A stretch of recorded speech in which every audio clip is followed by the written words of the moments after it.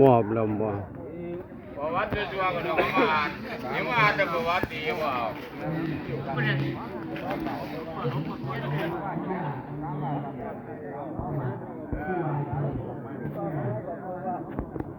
ยังมีความดีความตายความยอมไม่อะไรคนไล่แล้วความดีว่ามันแน่นไปยัง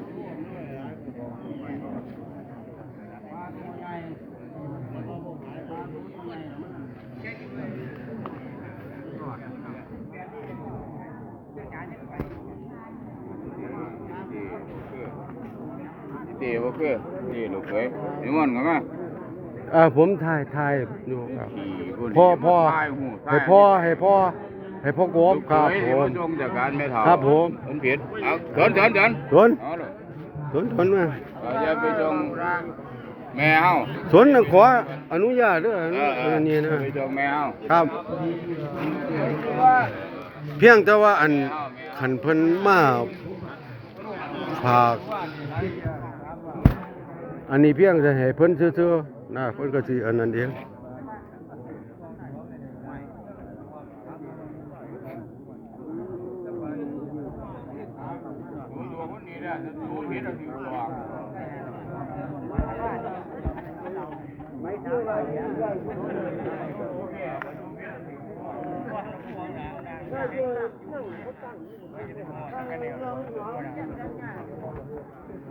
อินเดียเราคือแม่เฮา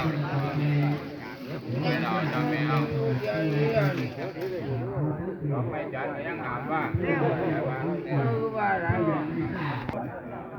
พอดีจะหม้อหรือบ่หรือจังได๋อีหยังคือกันบ่ครับเป็นหยังบ่ทันได้หม้อท่านนี้เนาะบ่ได้เพิ่นบ่ได้เขียนบ่หรือจังได๋อันนี้ถามซื่อๆเด้อครับเด้อถามซื่อๆครับว่าบ่เป็นหยัง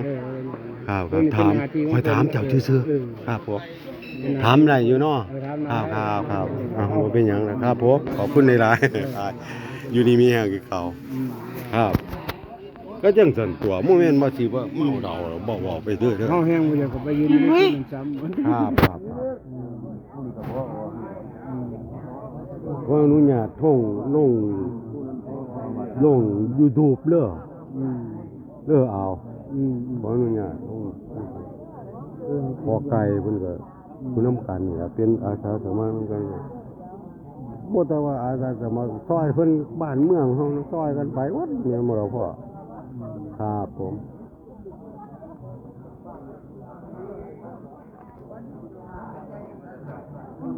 ถ่ายอยู่ในตัวจีเนาะถ่ายได้ตัวโอเคครับผมครับ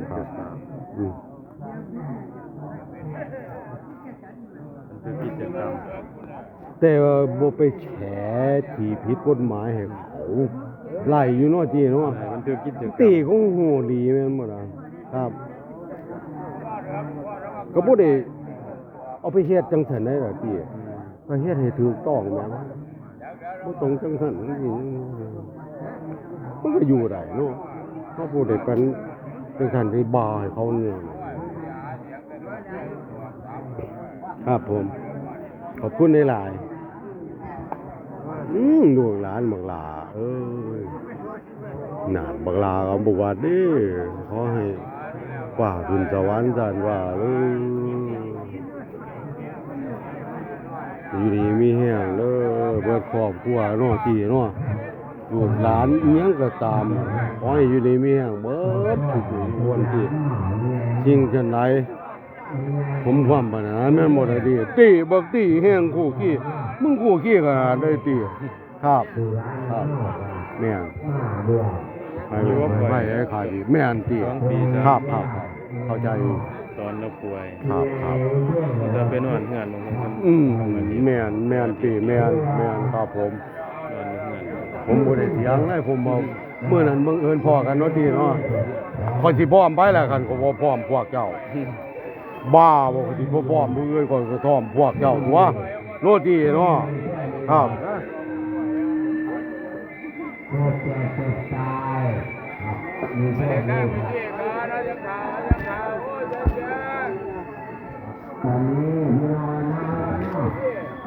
เงินไอ้เตืองเพิ่นบ้านเงินนั่นน้อยเอาเมียเอายังไงเงิน เนี่ยมาเดี๋ยวเอามิ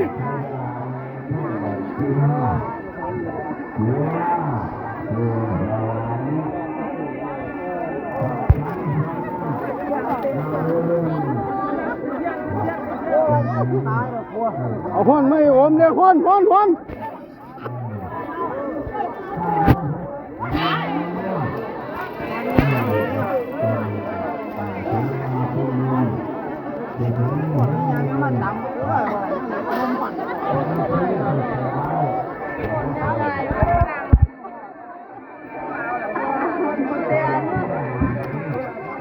พี่ผมมาเสียก่อน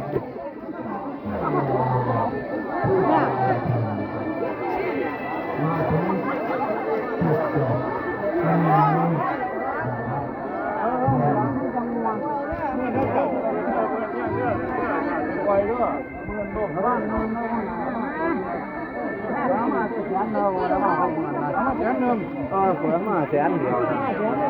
เลี้ยงบ้านมากันนี่ถ้าเป็นย่าง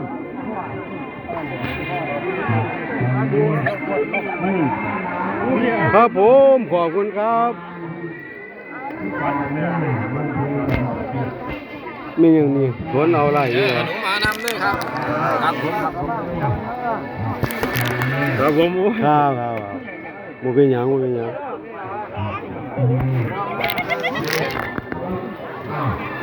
ก็เลยป่าเอ้ยขอให้ไปเกิดไปขานให้อยู่ดีมีแห้งเกิดสมบูรณ์ป่าข่อยเอ้ยคิดสิ่งใดก็ผมความปรารถนาให้ป่าได้เกิดไวๆเพิ่นบ่ได้ทำกรรมทำบาปหยังเพียงแต่ว่านั่นซื่อๆเด้อป่าเนาะทำน้อยเนาะป่าก็ได้พ่อก็เป็นหลานพ่อใหญ่ประตับประไตประไตโอ้ยทำน้อยบ่เห็นนวลเดี๋ยวไปยังได้ให้อยู่ดีมีหยังเด้อครับน้อยจ้าดูเดี๋ยวเขาบอกกันก็พอนี่พอผมเป็นอยู่ไก่ก็จอบกันไปแม่ป้าเกิดดีสมสูงเลยแม่ป้าเอ้ยมาบอกเด้อ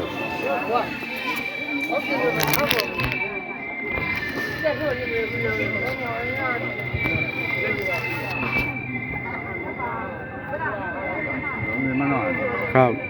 มาหน่อย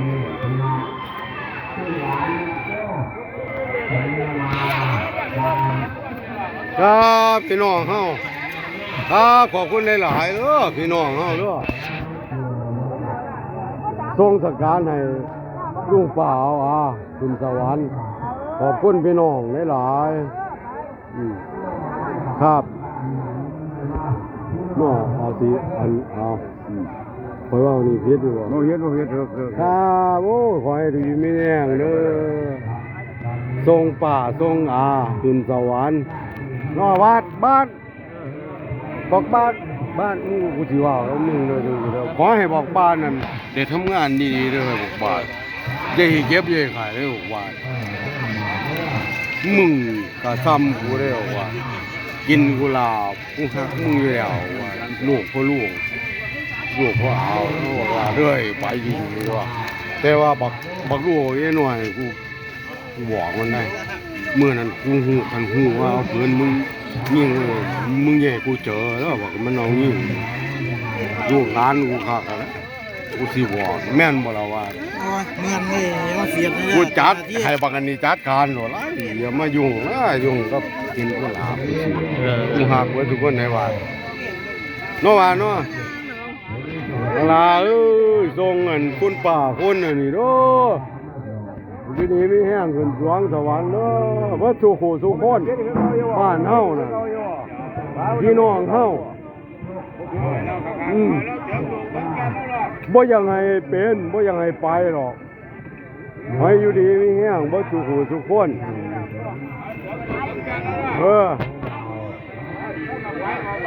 ป้าเพิ่นไปล่ะครับ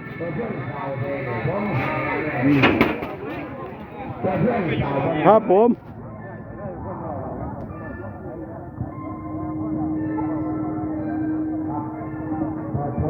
ขอบคุณหลาย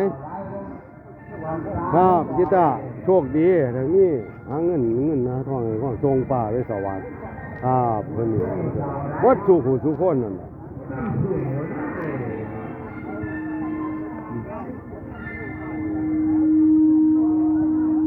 พี่ใหญ่คือกันขอให้ลุงเรื่องง่วงไปหน้าทรงป่าขึ้นสวรรค์เบิดทุกผู้ทุกคนบ่ว่าแต่พี่ใหญ่มีความสุขความเจริญโรคภัยอย่ามาเบียดมาหวังนอกพ่อทีคือกันล่ะหาเงินเหนเงินหาทองจะเก็บจะขาย ได้บ่ได้ ครับพอทราบแล้วก็ดีเจคือกันขอให้ปลอดภัยอยู่นางทรงป่าขึ้นสวรรค์ให้มีแต่ความสุขความเจริญคิดสิ่งใดก็สมความนะหมอนเฮ็ดจังไหนก็ให้มันรุ่งเรืองเรื่องหมอนเลย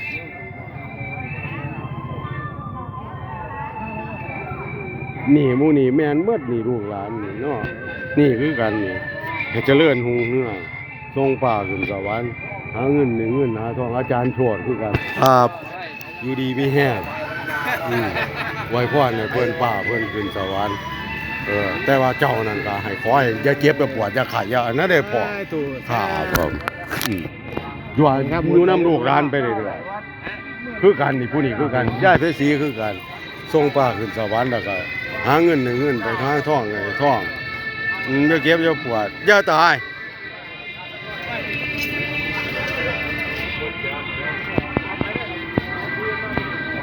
อาจารย์ครับผมเดี๋ยวให้ผมบอกครับผมเบิ้ลนี่บอกครับไปบ่ได้ ครับแม่ไปสิถ่ายรูปเด้ เขามาถ่ายรูปเด้อครับผมเด้อป่าเอ้ยขอให้ไปสูงไปดีไปเกิดไปขานอย่าสิหัวเด้อขอให้ไปเกิดมีขานน้องนุ่งมันสิเบิ่งมันสิแนวนั้นลูกหลานครับ